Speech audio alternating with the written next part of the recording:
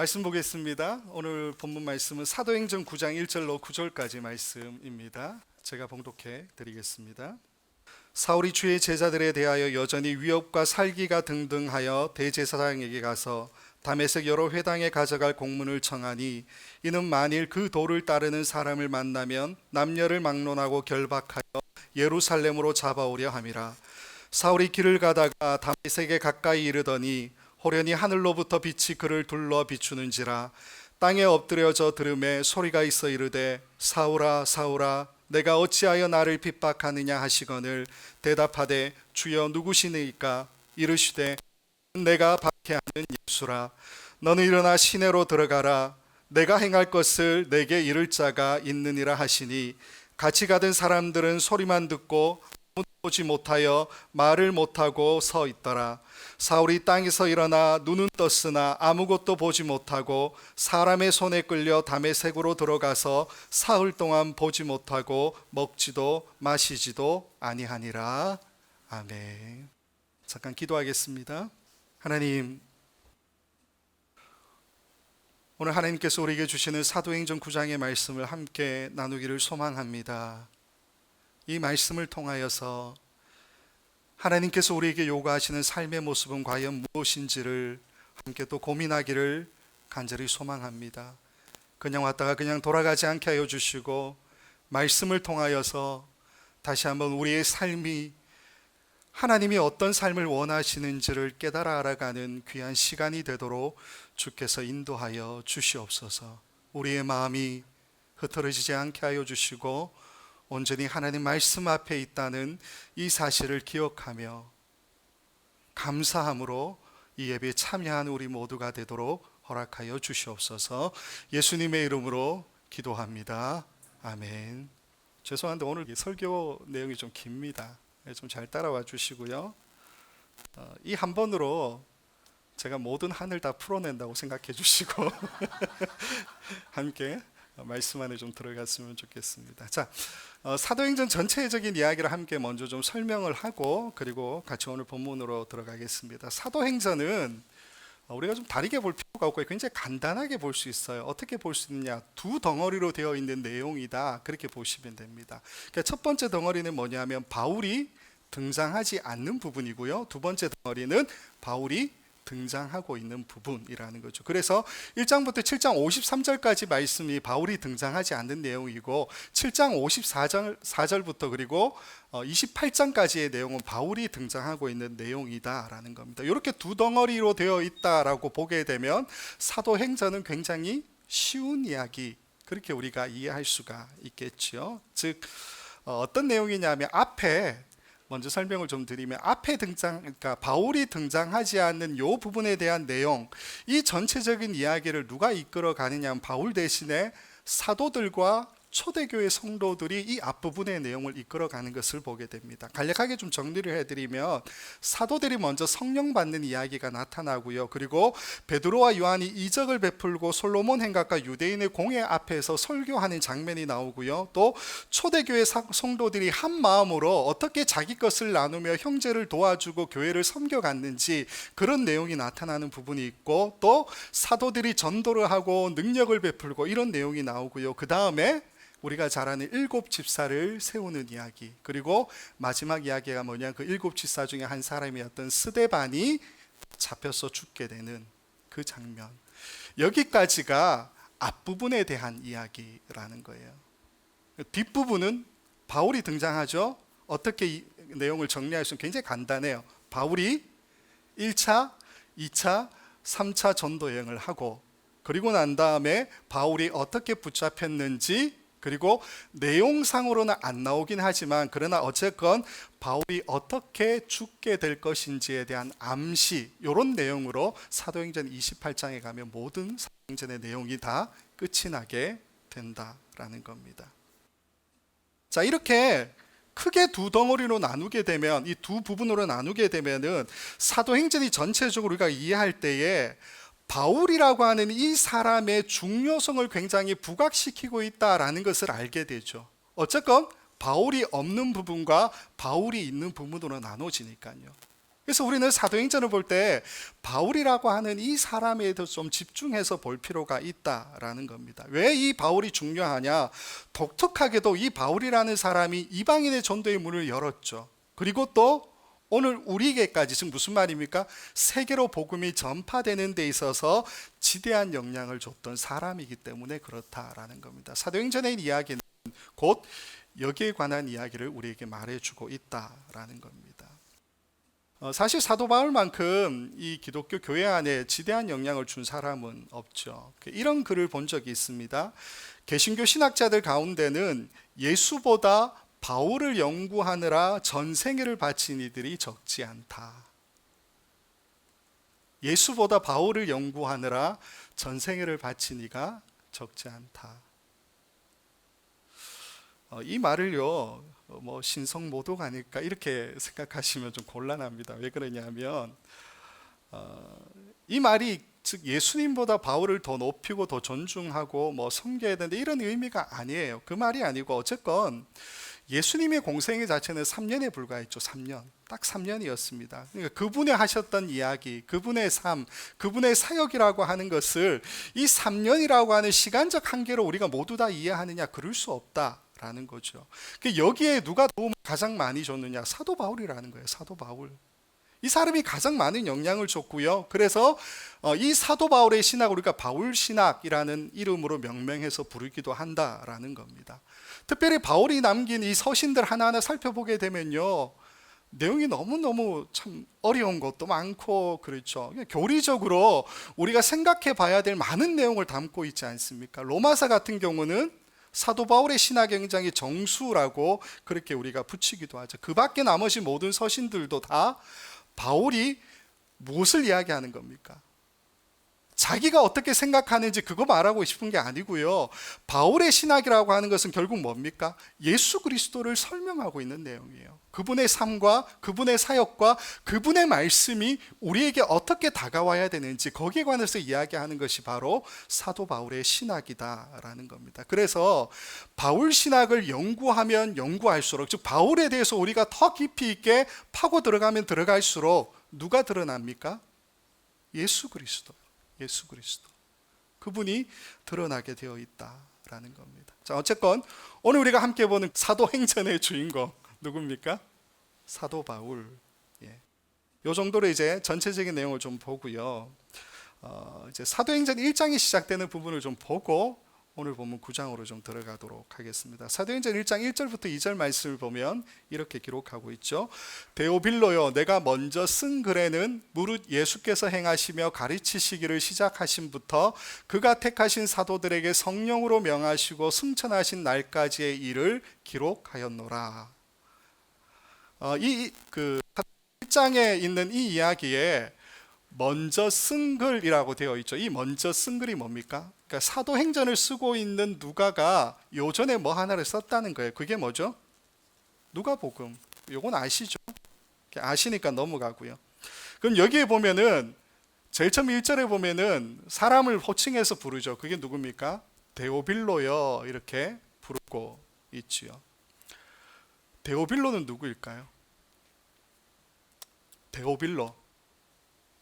사도행전에 이제 수신인으로 기록되고 있는 이 데오빌로, 이 편지를 받아보는 사람, 그 사람이 누구냐? 한 3가지 정도로 설이 있습니다. 그 말은 정확하게 모른다라는 이야기죠. 첫 번째는 데오빌로는 기독교를 박해했던 로마 황제 도미시안의 조카인 티투스 플라비우스 클레멘스라는 설이 있습니다. 이름도 길고 어렵죠. 그냥 클라멘스 이렇게 우리가 흔히들 부르는데, 이 클라멘스가 썼대요. 가명을 써서 이 사람이 데오빌로다라는 설이 있습니다. 요거는 좀 믿거나 말거나예요. 어쨌건 설이고요. 두 번째는 이 데오빌로라고 호칭을 부르긴 했지만 사실 이 데오빌로라는 말 자체가 어떤 신앙 공동체를 가리키는 말이다. 그 호칭이다 라고 이야기해요. 왜 그런 이야기를 하냐면 이 데오빌로라고 하는 이 단어 자체가 2가지 단어의 합성어입니다. 하나는 데오스, 하나는 필레오, 이런 말이에요. 무슨 말입니까? 데오스는 하나님이라는 뜻이고 필레오는 사랑을 이야기하잖아요. 그러니까 하나님의 사랑, 이런 공동체, 이런 의미를 가지고 있다니까 소위 말해 단어를 분해한 거예요. 분해해서 이런 의미를 가지고 있기 때문에 이게 신앙 공동체다라고 이야기하는 사람들도 있다라는 겁니다. 그럴듯하게 들리죠. 근데 누가복음 1장 4절을 보면 누가복음도 데오빌로에게 쓴 누가의 편지나 마찬가지예요. 근데 이 누가복음에 보면은 1장 4절에 뭐라고 쓰였냐면 이는 각하가 알고 있는 바를 더 확실하게 하려 함이로다. 세 번역으로 제가 읽어드린 거예요. 이는 각하가 알고 있는 바를 더 확실하게 하려 함이로. 무슨 말입니까? 이 데오빌로라는 사람의 신앙이 초기 단계라는 거예요. 초신자 신앙. 그렇기 때문에 이 글을 통해서 누가복음을 통해서 그의 신앙을 더 확고하게 견고하게 하기 위해서 이것을 썼다라는 내용이 누가복음 1장 4절에 나오고 있습니다. 그렇게 보면 이게 신앙 공동체다라고 하기엔 조금 약한 의미가 있다라는 거죠. 세 번째는 이 데오빌로가 로마의 고위공직자 혹은 기사급에 해당되는 어떤 사람이다라는 설이 있습니다. 이게 가장 신빙성 없게 들리는데 학자들은 요 세 번째를 가장 신빙성 있게 봐요. 많은 사람들이 지지를 합니다. 현재까지 나오는 어떤 많은 자료들 자체가 실질적으로 데오빌로라고 하는 이 사람이 역사적으로 존재했느냐 존재하지 않느냐 알 수가 없어요. 역사적으로 안 나옵니다.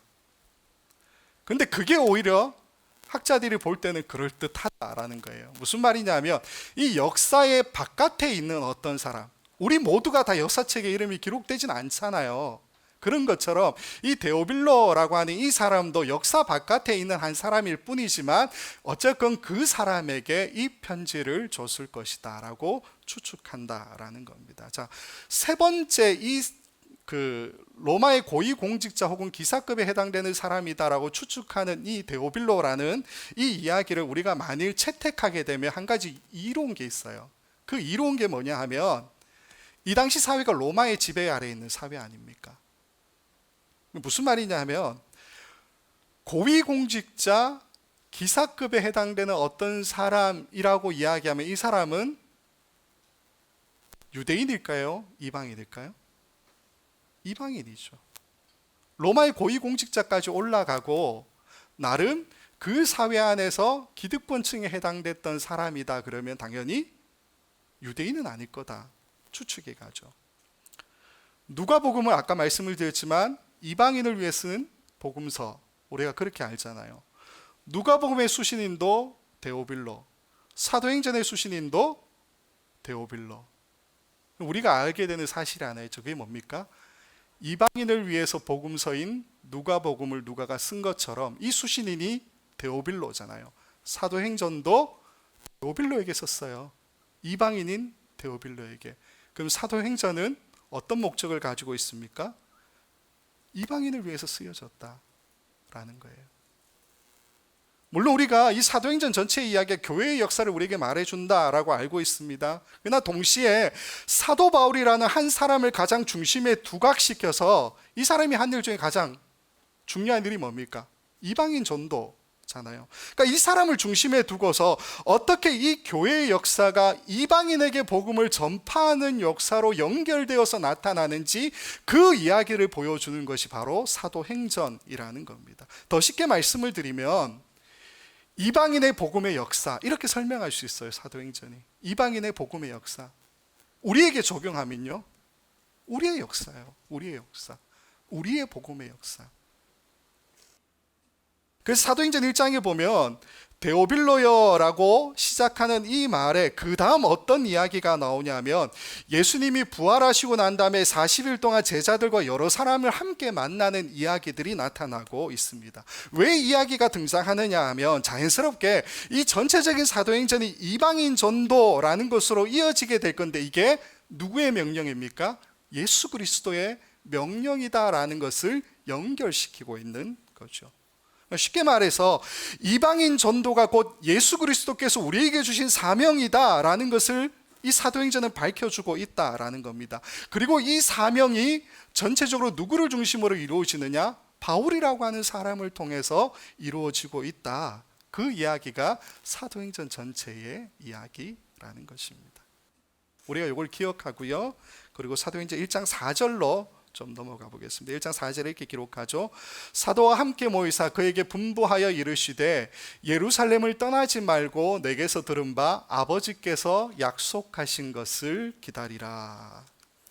아버지께서 약속하신 것을 기다리라. 예수님께서 약속하고 계신 게 뭡니까? 1장 5절 말씀을 보죠. 이렇게 기록합니다. 요한은 물로 세례를 베풀었으나 너희는 몇 날이 못되어 성령으로 세례를 받으리라 하셨느니라. 예수님이 약속하신 것, 그게 뭡니까? 성령으로 세례를 받는다, 그 이야기죠. 세대주의자들은 이걸 굉장히 중요하게 생각합니다. 왜 중요하게 생각하냐? 이 말씀을 근거로 해서 오늘 우리의 시대가 성령 하나님의 시대다, 그렇게 이야기해요. 전체적으로 구분하면요, 삼위 하나님 있잖아요. 성부, 성자, 성령 하나님이 계세요. 우리는 이 삼위 하나님이 한 분이다, 그렇게 고백하죠. 근데 세대주의자는 뭐라 그러냐면은 구약에 나오는 시대, 전체 구약이 이야기하는 창세부터 구약이 말라기까지의 이 시대가 성부 하나님의 시대, 그렇게 이야기하고요. 복음서가 쓰여져 있는 예수님이 나타나셨던 그 시대가 성자 하나님의 시대라고 이야기하고, 그 이후에 오늘 본문부터 시작되는 우리에게까지 연결되는 이 시대를 성령 하나님의 시대라고 그렇게 구분한다라는 겁니다. 근데 여기 좀 문제가 있어요. 굉장히 심각한 문제가 여러 가지가 나타나는데, 쉽게 말씀을 드리면요, 이 각각의 시대에 그러니까 성부 하나님의 시대, 성자 예수님의 시대, 성령 하나님의 시대에 다른 하나님은 뭐 하고 계시죠? 이런 질문이 생겨날 수밖에 없습니다. 말씀을 제가 좀 읽어드릴게요. 마태복음 22장 45절, 요한복음 5장 46절, 요한복음 8장 56절, 노란색으로 쓰여 있는 것만 중심적으로 보시면 돼요. 다윗이 그리스도를 주라 칭하였은즉 어찌 그의 자손이 되겠느냐 하시니. 다윗이 예수님을 그리스도라고 칭하죠. 요한복음 5장 46절, 모세를 믿었더라면 또 나를 믿었으리니 이는 그가 내게 대하여 기록하였음이라. 모세가 예수에 대해서 기록하고 있대요. 요한복음 8장 56절, 너희 조상 아브라함은 나의 때 볼 것을 즐거워하다가 보고 기뻐하였느니라. 아브라함은 아예 예수님 보고 너무너무 기뻐했대요. 예수님은 성자의 시대에 활동하시는 하나님으로 그렇게 세대주의자는 이해하잖아요. 그런데 성경을 보게 되면 그렇지 않다는 거예요. 예수님이 스스로 자기에 대해서 이야기하시는 이 세 가지 본문이 무엇을 말하느냐? 예수님은 성부 하나님의 그 시대도 동일하게 활동하시는 분이셨다는 것을 우리에게 보여주고 있다라는 거죠. 그들을 만나고 그들의 삶에 간섭하시는 분이셨다라는 겁니다. 그리고 결정적으로 이렇게 세대주의로 나눌 수 없는 이유가 뭐냐 하면, 이 세 위격의 하나님이 각각의 시대를 다스렸다라고 치면은 그 다음이 문제인 거예요. 그러니까 지금 우리의 시대가 성령 하나님의 시대라고 이야기하면 이 다음은요, 즉 우리가 하나님 나라의 도래를 꿈꾸고 뭐 소위 말해 천국 가는 걸 기대하잖아요. 그러면 천국에서 누가 다스립니까? 아니 태초부터 지금까지 성부 하나님, 성자 예수님, 성령 하나님 이렇게 나누어서 했잖아요. 하나님 나라는요, 이 되게 애매한 부분이 되는 거죠. 따라서 우리는 시대적인 어떤 이런 구분으로, 세대주의적인 구분으로 이렇게 하나님에 대해서 이해할 수가 없다라는 겁니다. 그럼 여기에서 말하는 약속하신 것을 기다리라, 그래서 성령을 받았다라고 이야기하죠. 이게 성령의 시대라는 것을 우리에게 말하는 게 아니다라는 거예요. 그럼 이 본문의 말씀 우리에게 무엇을 이야기하느냐? 아까 살펴본 것처럼 사도행전이 이방인에게 어떻게 복음이 전해졌는가, 거기에 관한 이야기잖아요. 즉 이 사명이 예수 그리스도의 마지막 명령으로부터 왔고 동시에 성령의 인도하심으로 이루어진 사역이다라는 것을 강조하기 위해서 내가 너에게 약속하신 것을 기다리라. 그래서 약속하신 것을 받게 되는데 무엇을 받습니까? 성령을 받게 된다는 거예요. 이방인에게 복음이 전파되는 이 사역 자체가 결국은 성령의 인도하심이 아니면 결탄코 이루어질 수 없는 일이다라는 것을 이 말씀을 통해서 우리에게 해주고 있다라는 겁니다. 이게 맞잖아요, 그죠? 세대주의적으로 우리는 구분할 수가 없다라는 겁니다. 원래 유대인에게 구원은 누구에게만 열려 있다고 생각합니까? 유대인들은 유대인에게만, 더 정확하게 말씀을 드리면 아브라함의 자손들에게만 구원이 열려져 있다라고 이야기해요. 물론 이방인들 가운데에 이 유대인 공동체로 이렇게 귀속되는 사람들이 있어, 소속되는 사람들이 있었는데 이건 굉장히 제약이 많고요, 아주 소수예요. 이 상당히 제약적인 이런 일이, 어쨌건 유대인들은 우리에게 무엇을 말해주고 있냐면, 유대인이 아니면, 즉 아브라함의 자손이 아니면 결단코 구원받을 수 없다라는 것을 계속해서 우리에게 말해주고 있죠. 근데 우리가 보고 있는 이 말씀처럼 5절에, 1장 5절에 성령이 우리에게 임하시니까 어떻게 됩니까? 이방인에게도 구원의 길이 열리죠. 그게 사도행전은 우리에게 이야기하는 거예요. 성령이 임하시니까 달라져요. 유대인에게만 열려 있었다고 이야기하는 이 구원이 누구에게도 열리는 겁니까? 이방인에게도 열려져요. 이게 성령의 사건이라는 것을 우리에게 말해주고 있는 거죠. 그래서 사도행전 1장 맨 처음에 데오빌로 가카여라고 이야기하고 난 다음에 곧바로 이어지는 이야기가 바로 약속하신 성령이 방금 우리가 봤던 말씀처럼 임하는 이야기가 나타난다라는 겁니다. 그리고 또 하나 살펴보면요, 이 이방인 전도 사역을 그 사도행전을 보게 되면 누가 감당합니까? 사도 바울은 당연하고요. 사도 바울을 제외하고 통틀어서 이야기하면 교회가 이 역할을 감당하게 되어 있죠. 그래서 많은 사도행전의 부분이 어떻게 성령 하나님께서 교회를 세워가는지에 대한 내용으로 구성되어 있어요. 그리고 이 초대교회가 어떻게 이방인에게 복음을 전하고 있는지 거기에 관해서 이야기하고 있지요. 이걸 우리 시대로 적용을 하면 무슨 이야기가 되냐면, 하나님의 계획은요, 하나님의 계획은 유대인에게만 구원이 머물러 있는 것을 말하고 있지 않다라는 겁니다. 하나님의 구원은, 하나님의 계획은 우리에게까지 구원이 열려지는 것을 계획으로 가지고 계셨다라고 이야기하고 있죠. 그래서 어떤 분들은 지금 우리의 시대가 사도행전 29장의 시대다라고 이야기하는 분들도 있어요. 저는 일리가 있다고 생각합니다. 지금이 그런 시대죠. 왜요? 사도행전은 바울과 초대교회 성도들이 어떻게 복음을 전했는지에 대한 역사잖아요. 지금 우리는요, 우리가 어떻게 복음을 전하는지 그 역사를 함께 써나가야 된다라는 겁니다. 이 사도행전 1장에 나오는 오해가 있을 수 있는 부분 하나를 좀 짚고 넘어가겠습니다. 우리가 5절을 보고 있으니까 이 사도행전 1장 5절에 보면은 성령으로 세례를 받으리라 이런 말이 나타나 있죠. 성령 세례라고 흔히 많이 부르는데, 어떤 그 단체에 가면 이 성령 세례가 이제 하늘에서 금가루 떨어지고 금리빨이 바뀌고 뭐 이런 이야기를 하는 분들이 종종 있어요. 물론 그런 역사가 뭐 성령의 역사가 아니냐 맞냐, 저는 개인적으로 그게 중요하지는 않다고 생각합니다. 성령이 나타나면 어떤 치유의 역사가 우리에게 당연히 일어나고 이런 것들이 중요하냐, 좀 고민해 볼 필요가 있지 않겠습니까?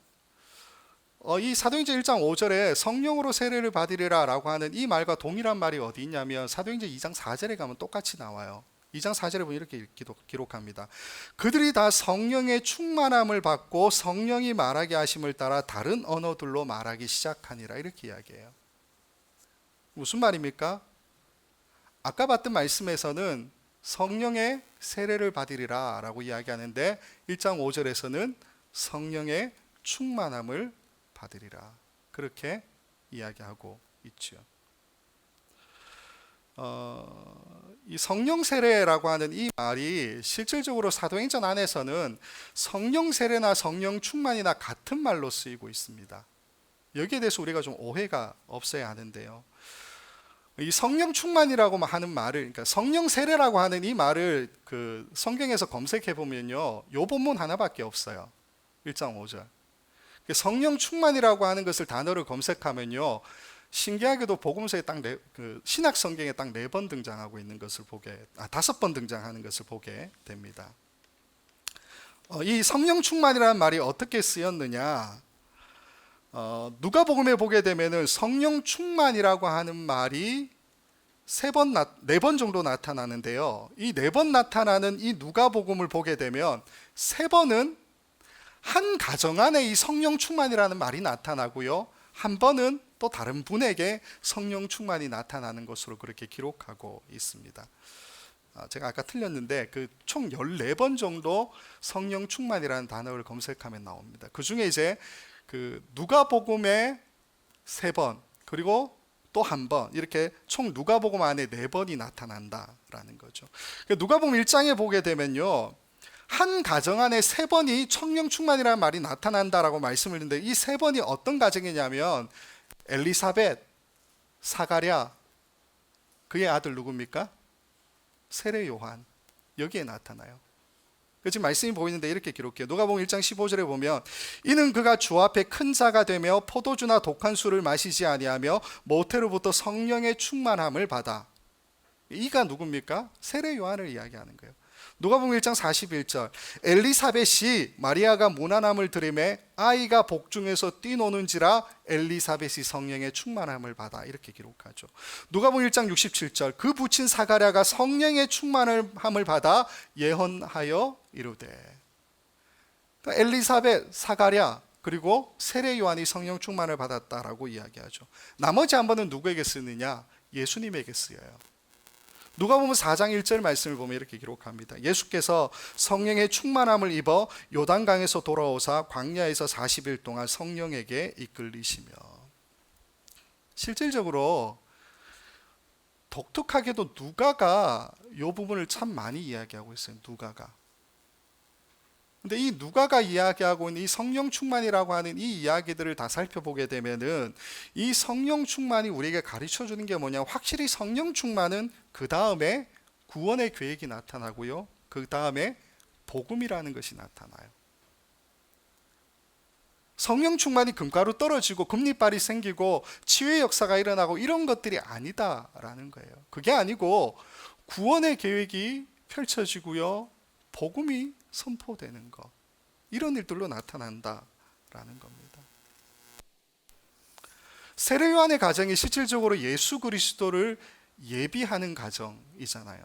예수 그리스도를 우리가 복음이라고 이야기하니까 당연히 이 가정 안에 성령 충만함이 나타나죠. 예수님은 말할 것도 없고요. 예수님이 이와 같이 성령 충만함을 받아서 세상의 말씀을 선포해 주시죠. 그래서 사도행전의 다른 본문들 속에 성령 충만이라고 하는 단어를 다 검색하면 총 4가지가 더 나오는데 이렇게 기록합니다. 사도행전 4장 8절 말씀 보면 이렇게 기록해요. 이에 베드로가 성령이 충만하여 이르되 백성의 관리들과 장로들아, 이렇게 얘기해요. 베드로가 성령이 충만하고 나니까 그 다음 한 일이 뭡니까? 백성과 장로들에게 이르되 복음을 선포했다. 그렇게 기록하죠. 사도행전 4장 31절 빌기를 다음에 모인 곳이 진동하더니 무리가 다 성령이 충만하여 담대히 하나님의 말씀을 전하니라. 성령 충만으로 나타나는 게 뭡니까? 복음을 전했다. 그 얘기하죠. 사도행전 11장 24절 바나바는 착한 사람이요 성령과 믿음이 충만한 사람이라 이에 큰 무리가 죽게 더하여지더라. 이 말씀은요, 어떤 면에서는 이 바나바라고 하는 사람이 삶으로 통해서 복음을 전했다라고도 해석할 수 있죠. 사도행전 13장 52절부터 14장 1절까지 말씀을 보면 이렇게 기록합니다. 제자들은 기쁨과 성령이 충만함이라 이에 이고니온에서 두 사도가 함께 유대인의 회당에 들어가 말하니 유대와 헬라의 허다한 무리가 믿더라. 두 사도가 성령이 충만하게 되니까 이고니온의 회당에서 복음을 전하고 믿는 사람이 많아졌다라고 이야기하죠. 성령 충만은요, 다른 것을 의미하는 게 아니에요. 우리가 기대하는 어떤 그런 것을 의미하는 게 아니다라는 겁니다. 이건 하나님의 구원 계획, 복음을 전하는 일, 이러한 것들을 준비시키는 단계에서 하나님이 우리에게 허락해 주시는 것으로 성경은 우리에게 말해주고 있다라는 겁니다. 그래서 사도 요한이 성령에 대해서 이렇게 소개하고 있죠. 요한복음 15장 26절에 이렇게 기록합니다. 내가 아버지께로부터 너희에게 보낼 보혜사 곧 아버지께로부터 나오시는 진리의 성령이 오실 때에 그가 나를 증언하실 것이요. 예수님 말씀하신 거예요. 성령이 임하면 어떻게 한다고요? 예수님을 증거하는 삶. 그걸 이야기하죠. 요한복음 16장 13절. 그러나 진리의 성령이 오시면 그가 너희를 모든 진리 가운데로 인도하시리니, 이렇게 이야기해요. 성령이 오시면 우리를 진리 가운데로 인도하신다라는 겁니다. 이게 우리 성경에서 이야기하는 성령 세례고요, 성령 충만이다 라는 겁니다. 자, 요걸 좀 잘 기억하시고 이제 드디어 오늘 본문으로 좀 들어가 보도록 하겠습니다. 이제 본론이에요. 지치지 마시고. 자, 오늘 본문의 이야기는 교회 역사상 가장 큰 획을 그었다라고 이야기하는 사도 바울이 갑자기 어떻게 변화가 되었는지 거기에 관해서 이야기하고 있지요. 서론에서 살펴본 것처럼 1장부터 7장까지 이 바울은 등장하지 않습니다. 그러나 대부분 일들은 초대교회 성도들을 통해서, 사도들을 통해서 그렇게 점점 복음이 확장되어져 가고 선포되는 것들로 이야기가 나타나고 있죠. 그러면서 8장 1절에 가면 어떤 이야기가 나오면 사도 바울이 이 사울이라고 하는 사람이 잠깐 언급되고 있는 것을 보게 되면 8장 1절에 이렇게 기록해요. 사울은 그가 죽임당함을 마땅히 여기더라. 그날에 예루살렘에 있는 교회에 큰 박해가 있어 사도 외에는 다 유대와 사마리아 모든 땅으로 흩어지니라. 굉장히 뜬금없게 사울은 그가 죽임당함을 마땅히 여기더라 라는 말이 나오고 있다라는 겁니다. 이 사울이 이렇게 등장을 하는데 7장의 대미를 장식하는 사람이 누구냐면 스데반 집사예요. 스데반 집사. 근데 이 두 사람 사이에 무슨 연관성이 있겠습니까? 누가는 이 초대교회 안에 사울이라고 하는, 우리가 바울이라 부르는 이 사울이 교회 안에서 굉장히 중요한 사람이다라고 생각하고 이 사람을 등장시키기를 원해요. 등장시키기를 원하는데 어떻게든 7장에 나오는 스데반의 죽음하고 사울을 연결시키기를 원합니다. 그렇게 편집을 하고 있는데 스데반을 죽이는 데 있어서, 죽게 되는 데 있어서 사울이 어떻게 연결이 되고 있느냐, 사도행전 7장 58절을 보면 이렇게 기록합니다. 성 밖으로 내치고 돌로 칠세 증인들이 옷을 벗어 사울이라 하는 청년의 발 앞에 두니라, 이렇게 기록해요. 이전에 사울이 한 번도 안 등장해요. 이 본문 7장 58절까지 사울의 이름조차 언급이 안 돼요. 근데 갑자기 7장 58절에 사람들이 스데반을 데려다가 누구의 발 앞에 뒀다는 겁니까? 사울의 발 앞에 뒀다, 그렇게 기록해요.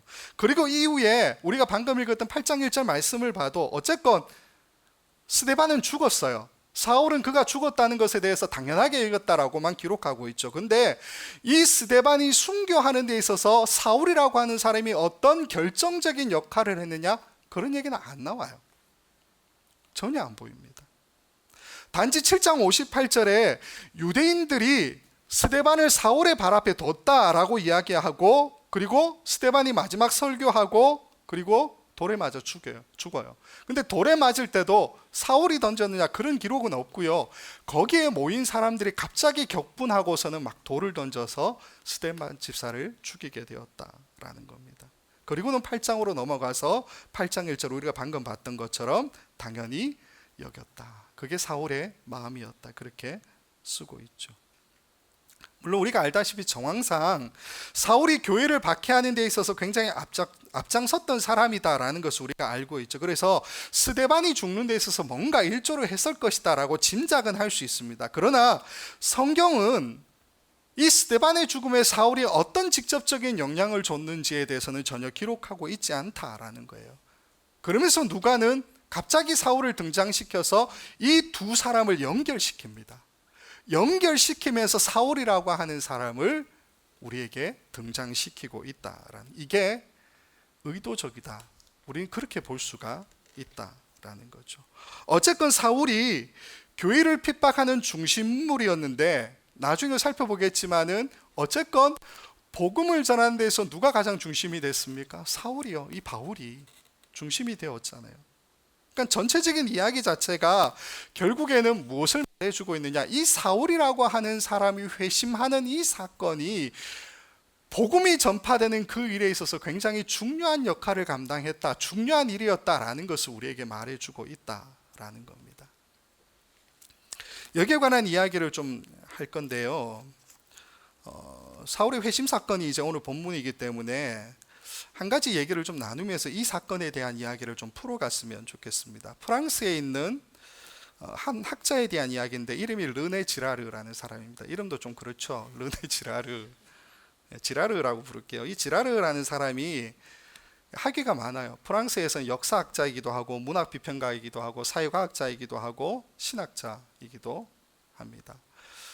굉장히 프랑스에서는 중요한 인물로 여기는데 1973년에 프랑스 아카데미상을 받았고요. 2005년에 프랑스 최고의 지식인들만 들어갈 수 있는 아카데미 프랑세즈라고 하는 곳에 종신회원으로 들어갑니다. 이 아카데미 프랑세즈라는 게 루이 13세 때 제정이 된 거예요. 그러니까 1653년에 제정이 됐는데 회원이 딱 40명입니다. 종신제예요. 종신제라는 말은 뭡니까? 40명 중에 누구 하나 죽어야지만 그 다음 사람이 들어가요.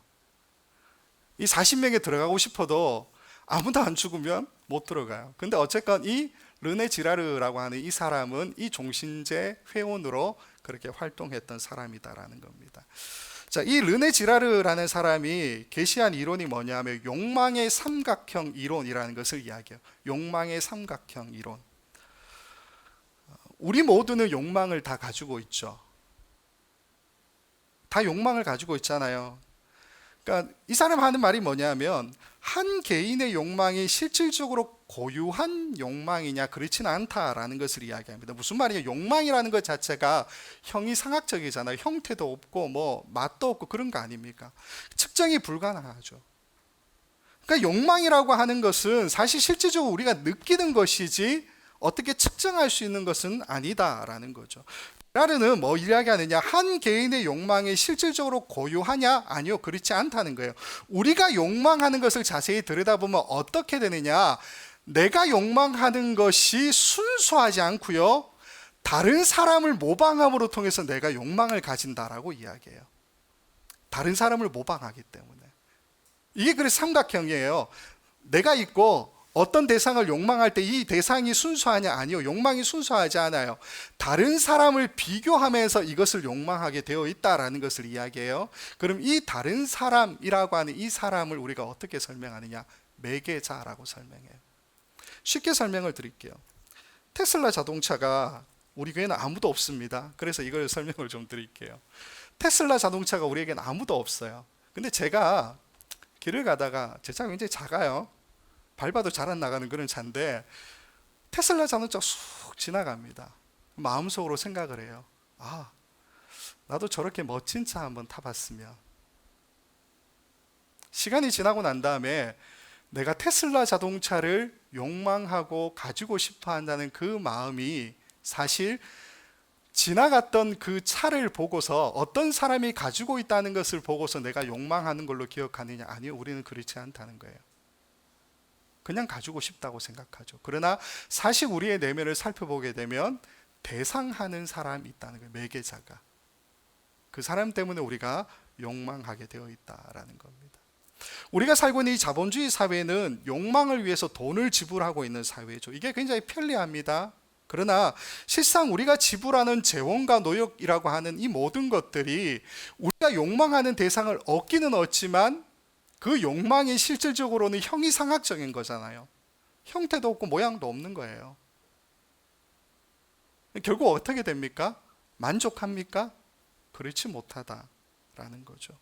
그래서 내가 테슬라 자동차를 가진다 한들 내 삶이 만족되느냐? 아니요, 그렇지 않다라는 것을 이 지라르라는 사람이 이야기합니다. 그래도 어쨌건 내가 그것을 욕망하게 되면은, 그리고 그것을 성취해서 얻게 되면, 가지게 되면 내 삶이 나름 한 단계 업그레이드 되는 거잖아요. 그래서 나름 순기능적인 역할을 감당하는 것도 있습니다. 그러나 말씀드렸다시피 우리의 욕망이라고 하는 것 자체가 어떤 대상을 가지는 것으로 끝나는 게 아니라는 거예요. 이 자체가 형이상학적이기 때문에 가져도 여전히 나는 욕망하는 것이 또 생기죠. 그래서 나중에 살펴보게 되면 한 집단 안에, 한 사회 안에 이러한 욕망이 계속해서 발전되고 반복되면서 나타나는 현상이 뭐냐면 격차가 벌어진다는 거예요. 사회적인 격차. 이게 심각한 문제가 될 수 있다라는 겁니다. 지라르는 역사적으로 인류라는 공동체가 이러한 욕망의 격차를 해소하는 데 실패했다라고 규정합니다. 그리고 이러한 실패를 경험할 때마다 어떤 한 가지 사건들을 계속해서 발생을 시켜요. 그 발생시키는 사건이 뭐냐면 희생양을 만들어낸다라는 거예요. 그래서 이 사람이 뭐라고 부르냐, 희생양 메커니즘 이렇게 부릅니다.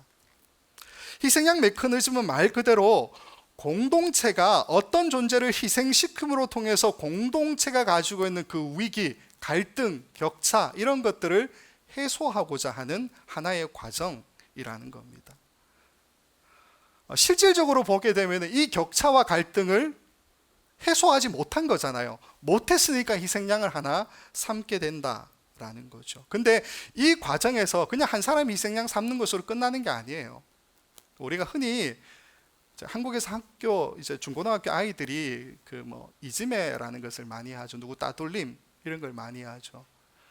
단순하게 그 사람 무시하는 것으로 끝나지 않더라라는 거예요. 이 과정을 보게 되면 굉장히 폭력적인 양상들이 나타나는 것을 보게 된다라는 거예요. 예전에 이념시대가 사실 이러한 일들이 굉장히 많이 일어났죠. 1, 2차 세계대전도 마찬가지고 태평양전도 마찬가지 아니었습니까? 사실 인류가 경험해왔던 모든 전쟁의 내용을 살펴보게 되면 이 르네 지라르라고 하는 이 사람이 이야기한 욕망의 삼각형 이론, 희생양 메커니즘이라고 하는 것으로 다 설명이 가능한 이야기다라는 겁니다. 이 사람이 뭐라고 그러냐면 희생양을 선택할 때는 세 가지 기준이 있대요. 세 가지 기준. 첫 번째가 희생양은 반드시 그 공동체 안에 있어야 한다. 그렇게 이야기합니다. 두 번째가 그러나 공동체의 중심 인물이 되면 안 되고 주변 인물이어야 한다라고 이야기해요. 세 번째가 또 다른 폭력을 유발할 가능성이 전혀 없는 안전한 대상이어야 한다라고 이야기해요.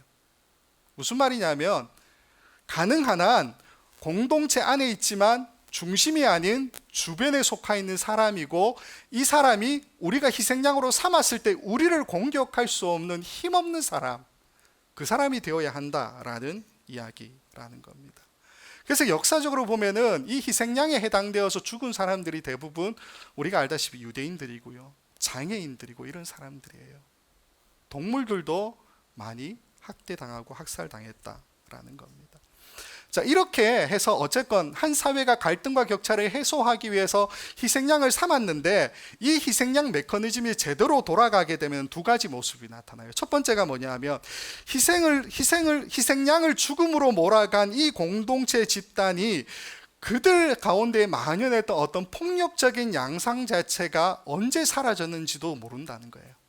어쨌건 평화가 왔다. 두 번째는 이 위기의 원인 자체가 사실은 욕망에 대한 갈등이잖아요. 욕망에 대한 격차잖아요. 근데 그렇게 생각하지 않고 원래 희생양이 원인이었다라고 이해한다라는 겁니다. 그러면서 자신들의 폭력을 정당화시킨다라는 거예요. 희생양 어쨌건 죽게 되니까. 한 가지 글을 좀 같이 보면서 여기에 대한 예화를 좀 설명을 드리겠습니다. 현자 아폴로니우스라는 이야기가 있습니다. 그냥 쭉 따라서 오시면 대충 이해가 됩니다. 제가 읽어드릴게요. 에베소스라는 도시에 페스트가 번지자 무질서와 혼란이 극에 달했다. 그러자 사람들은 현자 아폴로니우스에게 페스트를 낫게 해달라고 부탁한다. 아폴로니우스는 불쌍해 보이는 거지 하나를 페스트의 악령이라며 사람들에게 그를 향해 돌을 던지라 라고 명령한다. 처음에는 거지에게 돌을 던지기를 머뭇거리던 사람들이 아폴로니우스의 명령이 계속되자 하나둘씩 돌을 던지기 시작하고 돌에 맞은 거지가 분노의 눈빛을 보이자 악령이 틀림없다며 모든 사람이 거리낌 없이 돌을 던지게 된다. 아폴로니우스가 돌에 맞아 죽은 거지의 시체를 확인시켜 주기 위해 돌무더기를 헤치고 시체를 드러내자 그 자리에는 커다란 짐승 하나가 죽어 있었다. 이로 인해 페스트는 끝이 나고 사람들은 페스트의 악령이 죽은 그 자리에 수호신 헤라클레스의 흉상을 세워주었다. 어린 양이 결국엔 사단이네요. 아니요, 이렇게 설명합니다. 이 지라르는 이 신화적인 텍스트 안에서 페스트는 우리가 가지고 있는 모든 욕망의 갈등이라고 이야기해요. 욕망의 갈등. 그리고 나중에 나오는 거지는 당연히 희생양이고요. 커다란 짐승이 죽었다라고 하는 말로 사실은 왜곡 작업이 일어났어요. 그리고 나중에 수호신 헤라클레스의 흉상을 세움으로 이 죽은 희생양의 신성화 과정도 일어났다라고 이야기해요. 근데 우리 사회에 이런 일들이 굉장히 많이 나타나죠. 이건 신하고 예수님에게 한번 빗대어서 이 사람이 어떻게 이론을 개진하고 있는지 한번 보겠습니다. 그 다음 페이지 보여주세요. 희생양 예수님에 대한 이야기인데 이렇게 됩니다. 나세렛이라는 변방마을 출신의 한 청년, 스스로 선지자인 척하며 어부, 세리 등과 같은 주변적 인물들을 제자로 데리고 다니는 청년에게 희생양의 역할을 맡기기는 너무나 간단하다. 문제는 이 희생양에게 집단의 모든 갈등의 책임을 떠안기는 것, 즉 유죄화 작업이다. 그런데 고맙게도 예수라는 청년은 유대 사회의 모든 구성원들의 폭력을 한데 모으기에 적절한 언행을 일삼는다. 바로 자신이 하나님의 아들이라는 것이다. 내용을 보시면서 잘 기억하세요. 두 번째 페이지. 공동체는 식민지 지배를 받고 있으며 그 자체로 여러 갈등들을 내포하고 있다.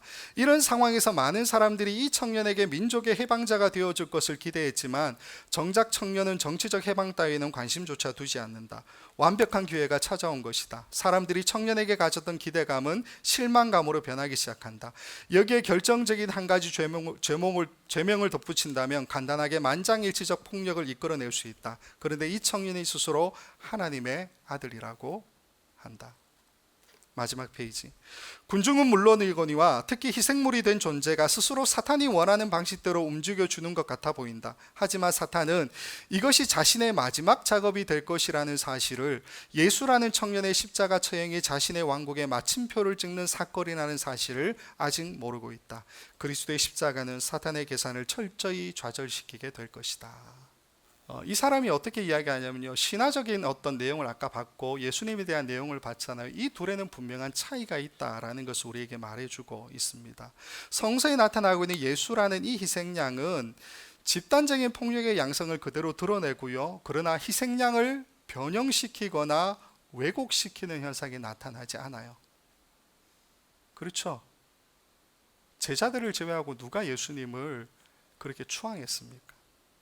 그리고 폭력적인 책임이 분명하게 박해자 군중들에게 있음에도 불구하고 희생양으로는 예수님이 죽었죠.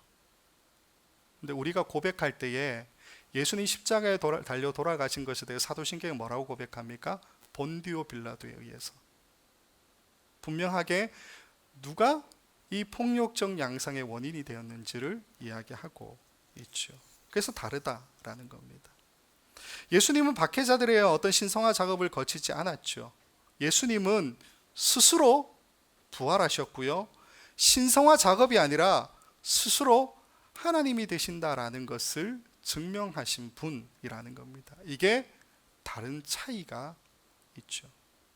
부활하신 예수님은 심지어서 그 박해한 사람들이 누군지에 대해서 우리가 분명히 이야기해 줍니다. 그러면서 박해했건 동조하지 않고 도망을 갔건 간에 그 사람들에게 예수님이 보여주시는 관점은 뭐냐면 그들을 다 용서하고 있더라라는 거죠. 이게 세상이 이야기하는 희생양 메커니즘과 성서에 나타난 예수라고 하는 이 인물이 보여주는 희생양 메커니즘의 분명한 차이점이다라는 겁니다. 오늘 본문의 이야기는요, 사울과 유대 사회가 실질적으로 초대교회 성도들을 희생양으로 삼는 이야기가 언급되어져 있는 본문입니다. 유대 사회가 로마가 예수님을 그렇게 희생양으로 만들었던 것처럼 실질적으로 아직 여전히 예수님이 그렇게 희생양으로 돌아가셨다고 해서 사회적인 모든 양상이 다 정리가 되냐, 그렇지 않아요. 혼란 가운데 있었죠. 그러면서 많은 초대교회 성도들이 고난 가운데, 핍박 가운데 들어갔다. 그리고 그들이 곧 희생양이 되었다라는 것을 이야기하고 있다라는 겁니다. 물론요, 예수님이 죽으셨을 그때에, 부활하셨을 그때에 모든 혼란들이 다 사라지기 시작했죠. 그게 시작점 아닙니까? 예수님의 그 희생으로부터 세상이 줄 수 없는 그 평화가 이 땅 가운데에 서서히 뿌리 박히고 열매가 맺게 되죠. 누구에 의해서요? 예수님처럼 똑같이 희생된 초대교회 성도들에게. 그렇게 소위 말해 하늘문이 열리게 되었다라는 겁니다. 오늘 우리는 여기에서 오늘 말씀의 결론, 굉장히 중요한 교훈 하나를 얻게 됩니다. 그게 뭐냐 하면 이 초대교회 성도들이 예수님이 희생양이 되셨던 것처럼 이 사람들도 동일하게 그 길을 걸어갔다라는 사실입니다. 이들 모두가 이 땅에 예수님이 시작하신 그 새로운 평화를 위해서 자기 자신을 내어주는 희생양이 되고 있었다라는 거죠. 사실 초대교회 성도들의 삶이 우리에게 그것을 증명하죠. 그는 철저하게 더 낮아졌고요. 자신의 것을 내어주고 베풀어주는 그 삶에 대해서 전혀 머뭇거림이 없는 삶을 살았다라는 겁니다. 누군가 자신들을 고발해서 죽음 앞에 가더라도 원망하지 않는 사람들이 굉장히 많았었죠. 그렇게 초대교회 성도들은 자신을 내어주고 오히려 그 적대자들을 품어주고 포용하는 모습을 보여주게 되죠. 자기의 생명을 나누어주는 그 아픔을 그들은 아주 순조롭게 잘 했었다라는 겁니다.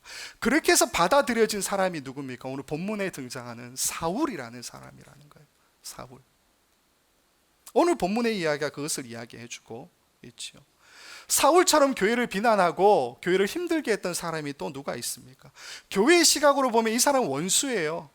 거짓 선지자라고 이야기할 수도 있고 적그리스도 이렇게 표현할 수 있는 사람 아닙니까? 그런데 예수님께서는 이 모든 일에 다 간섭해 주시고 성령이 임하게 되시니까, 성령의 충만함을 받게 되니까 이방인들에게 복음을 전하는 역사가 나타나죠. 즉 초대교회 성도들이 예수님처럼 희생적인 삶, 희생양의 삶을 살아가더라라는 겁니다. 그것을 통하여서 사울이라고 하는 이 사람조차도 공동체가 끌어안는 모습을 우리에게 보여주고 있다라는 거죠. 예수님이 다메섹에서 이 사울을 만났을 때에 어떤 말씀을 해주냐? 누가복음 사도행전 9장 5절을 보면 이렇게 기록합니다. 대답하되 주여 누구시니까? 이르되 나는 내가 박해하는 예수라. 여기서 말하는 나는 네가 박해하는 예수다라는 말을 다르게 번역하면 어떻게 되냐면 나는 네가 박해하는 희생양 예수다. 그렇게 번역이 되는 거죠. 이 희생양의 삶이라고 하는 것은 세상적인 기준으로 보면은 굉장히 어이없는 죽음이고 자신을 지키지 못하는 형편은 없는 삶으로 그렇게 치부가 될 수가 있습니다. 그러나 우리가 기억해야 될 것은 예수님은 스스로 희생양이 되셨다라는 겁니다. 세상의 희생양과 예수라고 하는 이 희생양에는 이 큰 차이가 존재하고 있지요. 예수님은 이후에 죽으시고 부활하심으로 통해서 우리가 어떻게 할 수 없는 이 욕망의 삼각형 이론이라는 것을 철저하게 거부하고 계시죠. 세상은 단순하게 희생양을 삼음으로 통해서 거짓된 평화를 얻으려고 하지만은, 그래서 이 거짓된 희생양으로 말미암아 또 무너지고 또 무너지고 또 무너지는 모습을 보여주죠. 근데 예수님은 스스로 단번에 자기 자신을 드림으로 통해서 이 땅에서 그렇게 반복되는 모든 악의 굴레들을 다 종결시키셨다라는 거예요. 그리고 이 땅에 우리에게 평화를 가져다 주시는 분이다. 그래서 스스로 희생양 되신 예수님 때문에 초대교회 성도들이 변화된 거죠. 그리고 이 초대교회 성도들 때문에 사울이 변화되고 있는 거죠. 예수님을 닮아가는 희생양적인 어떤 이런 삶은 결국 우리에게 무엇을 말해주냐면 다른 사람을 변화시킬 수 있는 삶이 되어야 한다라는 것을 이야기하고 있습니다. 그게 초대교회 성도들이 걸어갔던 길이고요, 바울이 걸어갔던 길이죠. 바울이 나중에 어떻게 이야기합니까? 나를 본받으라, 그렇게 이야기하고 있잖아요. 우리에게 요구되는 삶은 이 욕망의 구조를 무너뜨리고 사랑과 희생으로 우리 자신을 선택해서 내어주는 그 삶을 하나님은 원하고 계신다라는 겁니다. 그리고 그렇게 선택하는 그 사람들이 함께 모인 이곳을 뭐라고 그럽니까? 교회라고 부르는 거예요. 교회는요, 지금쯤 세상에서 지탄받고 손가락질 받고 이런 게 교회가 아니에요. 교회는 내가 뭔가 충만하게 되고 내가 뭔가 체험을 받기 위해서, 내가 어떤 목적을 이루기 위해서 모이는 것이 교회가 아니다라는 겁니다. 교회는 우리가 스스로 결단해서 하나님 앞에 희생양이 될 것을 다짐하는 사람들이 함께 모이는 것이 교회라는 겁니다.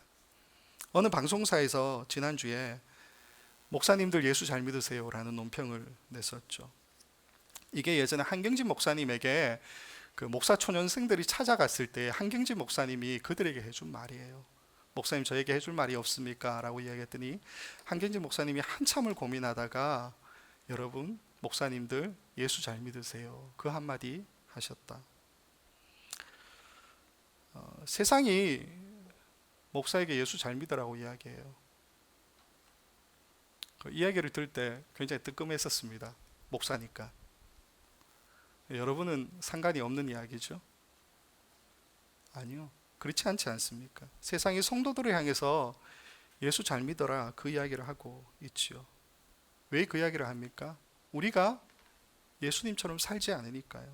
우리가 이 땅에서 우리 자신을 내어주는 삶을 살지 않으니까, 우리를 통해서 세상에 거룩한 변화가 일어나지 않으니까 세상이 우리 보고 하는 말이 뭐냐? 예수 잘 믿어라, 그 이야기를 던져주고 있습니다. 스스로 희생양이 되는 삶이라는 것은요, 내가 없는 삶을 이야기해요. 내가 없는 삶. 나를 죽이고 다른 사람을 살릴 수 있는 그 삶이 바로 희생양의 삶이라는 겁니다. 근데 거기에 능력이 나타나고요, 거기에 회복이 일어나고요, 거기에 변화가 나타나게 되어 있다라는 거죠. 우리 시대에 과연 누가 스스로 희생양의 삶을 선택할 수가 있겠습니까? 누가 희생양의 삶을 선택하겠어요? 세상의 희생양의 이 메커니즘을 잘 보게 되면요, 아까 말씀드렸잖아요. 공동체 안에 있지만 주변인이고 힘이 없는 사람이에요. 아니, 우리 이런 사람이 안 하고 싶은 게 우리 마음의 정상 아닙니까? 근데 성경은 우리에게 뭐라고 이야기하냐면, 그렇게 희생양이 되라 라고 우리에게 이야기하고 있죠. 그래서 이 땅에서 희생양이 될 수 있는 사람은 누구냐? 한 사람밖에 없어요. 복음을 아는 사람요. 복음을 아는 사람. 그게 저와 여러분이죠. 이 땅에서 희생양이 되어야 되는 것은 누구냐? 교회라는 거예요. 말씀 앞에 서 있어서 말씀으로 끊임없이 내 삶을 점검하고 내 삶을 끊임없이 도전하는 우리가 아니고서는, 교회가 아니고서는 세상이 희생양으로 삼을 만한 다른 것이 없다라는 겁니다.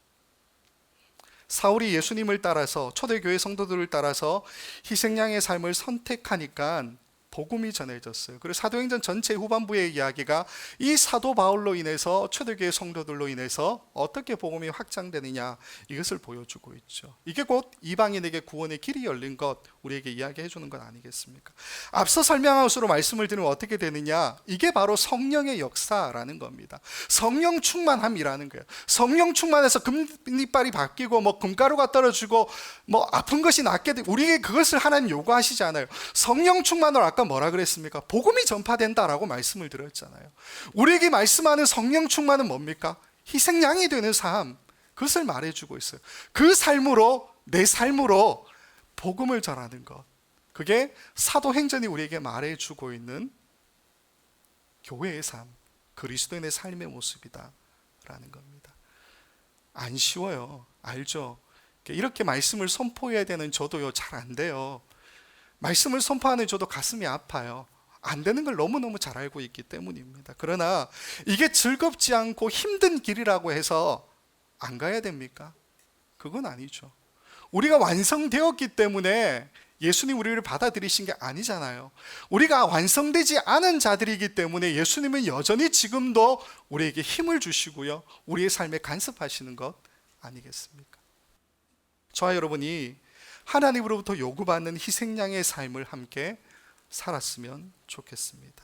그 삶을 우리에게 맡기시고, 그러면서 우리에게 명령하시는 것이 뭐냐? 땅끝까지 복음을 전하라. 말이 아니고요, 삶으로. 이 삶을 함께 살아내는 우리 원커뮤니티 교회 모든 성도들 다 될 수 있기를 주님의 이름으로 간절히 축원을 드립니다.